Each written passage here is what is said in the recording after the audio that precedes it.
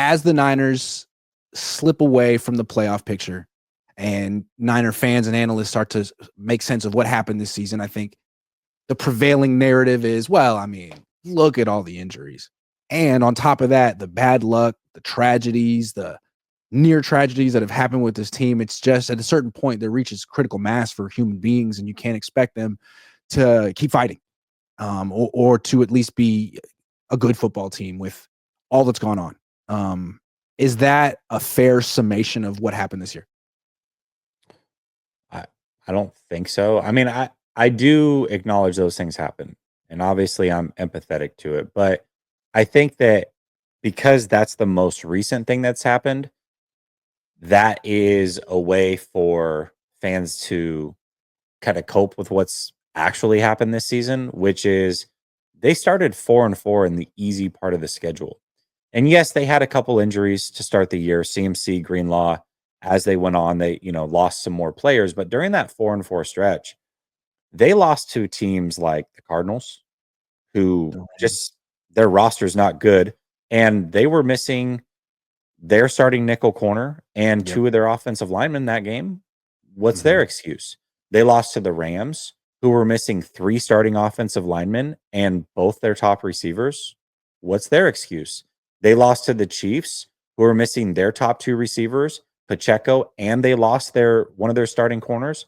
What's their excuse? They beat Dallas, which is great, but Dallas was without both their starting pass rushers and their starting corner. So it's like all these teams were dealing with. They beat Seattle, then Seattle got a couple linebackers, and they lost to Seattle. Well, listen, they did. They beat Seattle earlier in the year, but the game that they beat Seattle, they were without their best pass rusher, one of their corners, their right tackle, and one of their defensive tackles. And they had 3 different linebackers when they played the Niners the next time. Yeah. Or so I've been told. So it's to me, it's like these other teams had the same injury excuse. Now, obviously, the personal stuff happened off the field, and that's devastating. And that very well could lead to why the last couple of weeks is just, oh my gosh, it's insurmountable. But you still can't tell me that they were on their way to success this year when they had no quality wins. They had multiple awful losses, and that was in the easy part of the schedule. And that's the reality of the team. I guess my thing is, I don't really care so much what the fans think, in the sense that they're not the ones that are deciding on what happens with this team. I'm not the one deciding what happens with this team. I care what the 49ers think, and I hope the 49ers don't view it in the same way that the fans do, and they're going, oh, just bad luck, guys. I mean, if we just couple things here, there, we'll keep all the guys together. And no, you cannot do that. You're not going to be competitive again next year for different reasons, I'm sure, but you can't just be content with what you have now and roll it out again next year. It's not going to be good enough. You made a really good point in the group chat today about Kyle Shanahan's quote about the better team. Maybe you forgot about it, but I want to read it again. It's not what you wrote. It's just what Kyle said. He said, last year's team was obviously a better team. I'm not saying just from the roster. I'm just saying from the beginning to end, the way we started out, the way we felt in training camp throughout the whole year. And I think like that to me is much closer to what happened this year. Yeah, there were injuries, but like I almost feel like that's almost a symptom of the Niners not having a good offseason. They didn't have their team there for most of the offseason, a large section of the team. And the year before, everyone was super locked in. The moment they lost the NFC Championship game, they were going on every freaking podcast they could go on and be like, watch what we're going to do this year. Watch what we're going to do this year. And they did it until overtime. And then this year, they didn't say anything about this year. They were like, it's a big hill to climb. I don't know. And I feel like it was kind of a self-fulfilling prophecy.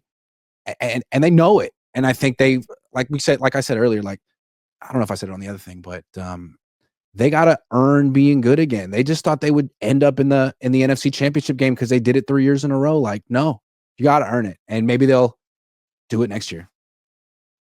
Yeah, and I love that Kyle said that. It was interesting because I do feel like the training camp portion of that got lost in the shuffle of the whole we're not as good. And it's like, is that a good thing? It was, oh yeah, what's going on here? Is that what a leader should do? but he basically admitted like he knew in training camp they weren't going to be as good, and I knew in training camp they weren't going to be as good. But then it's like, You knew in Kyle, training man, camp. I appreciate the self-reflection. Self-reflection is great, and you don't do it that much, so I want to praise you. Good. It's also like, man, you were in control of a lot of that, man. Like that whole thing with Ayuk. In retrospect, you probably should have traded him. You can't let it drag on that long. I mean, McVay would have traded him. Maybe McVay's wrong. McVay's kind of a tyrant down there in LA. If you cross him, you not only does he trade you to the worst team in the league, or what he thinks is the worst team in the league. Kyle doesn't do that. Kyle's on the other end of the spectrum. He wants the players to like him, but the whole Ayuk thing felt like it derailed the season before it started. Yeah. And I don't know. RG3 said it too. And if RG3 says it's good enough for me. Dave Barclay says, okay, I love you all, guys, and Lowell the most, but this is my favorite show of all of them. No disrespect to you guys or anyone else. This is just a passionate show most times and a little dark. It is a little dark. It's after dark, actually. The Ryan G. Hensley show says, I'm a little disappointed in this show. Seems a little clickbaity. I would expect a show called After Dark to be a little more risque, if you know what I mean. That's right. Just wait. Well, that was like 2 ends of the spectrum back to back, right? It's like, I love this show. And then the other one's like, no, I hate this show.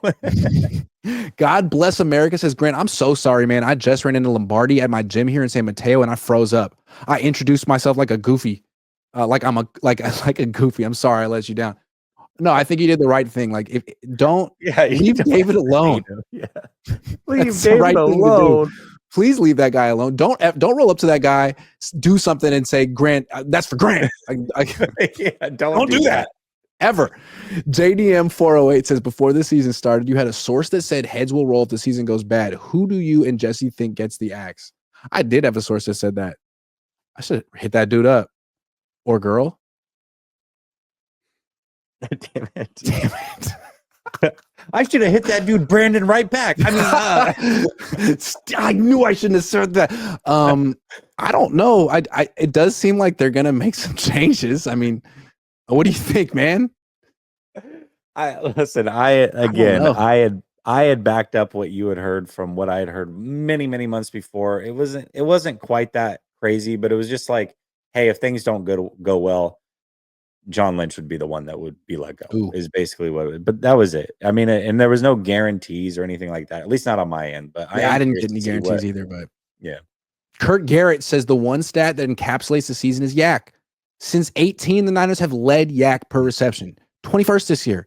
In total yak, they have 2 receivers, 31, 41, and top 50. That's where they're ranked. In 2023, they had 4, 13, 20, 25, 37. Meanwhile, yak monsters, Lions, Chiefs, Dolphins, Bucks. Yeah, it's very un-Niner. I mean, look, here's the thing. Jawan Jennings became their go-to guy this year. He's not a yak guy. He's a contested catch guy. And he's a good player. But I think a big part of it is the offense is freaking going through Jawan Jennings now. And that's what you're going to get. He's going to catch 75% of his targets. I don't know, maybe not 75%. But